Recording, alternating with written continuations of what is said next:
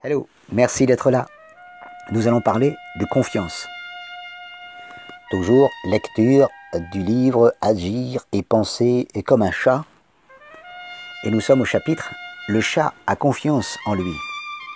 La différence entre un chien et un chat, le chien pense, ils me nourrissent, ils me protègent, ils doivent être des dieux. Et le chat pense, ils me nourrissent, ils me protègent, je dois être un dieu. C'est Ira Lewis qui a dit cette phrase. Comme nous l'avons évoqué dans le chapitre sur la fierté et l'estime de soi, la confiance en soi est aussi l'une des principales forces innées chez le chat. Avez-vous déjà vu un chat adopter une attitude introvertie, comme peu sûr de lui? Jamais. Il est fier, il est le meilleur, il le sait. Comme dit l'adage, on n'est pas le meilleur quand on le pense, mais quand on le sait. Là réside un des leviers de la confiance en soi.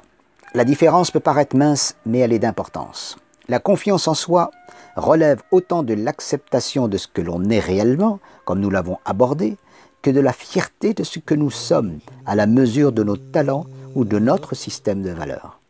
La confiance en soi, c'est par exemple pour le chat de venir spontanément vers nous en se disant « Je sais que tu m'aimes » et non pas « M'aimes-tu encore aujourd'hui ?»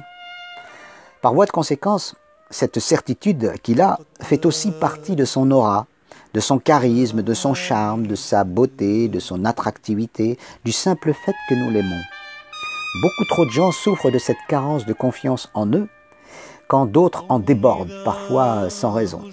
Tous ces chapitres se rejoignent et s'entrecroisent comme vous pouvez vous en rendre compte, car la pleine confiance en soi relève d'un faisceau de capacités volontairement segmentées dans cet ouvrage pour mieux les appréhender, mais qui toutes en fait se rejoignent et s'interconnectent, interfèrent les unes avec les autres.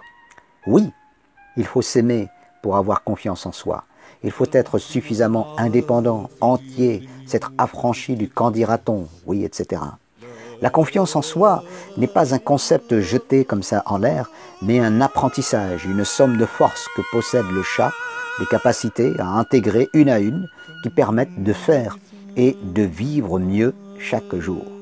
Les gens qui ont confiance en eux sont au centre de l'attention, sont libres, ils sont charismatiques, ils sont heureux souvent pour beaucoup, mais ont su cultiver tous les paramètres qui permettent de développer au fil du temps cette confiance en eux. Copiez le chat en ce domaine et vous serez vous. En conclusion, ayez confiance en vous serait une phrase facile pour ce chapitre et cet ouvrage, mais je peux vous promettre que cultiver les différents aspects qui la forgent, cette confiance, comme le fait le chat, vous offrira des joies et des victoires dans votre vie, ce qui la fera naître en vous naturellement. Ayez confiance en vous. Merci, au revoir.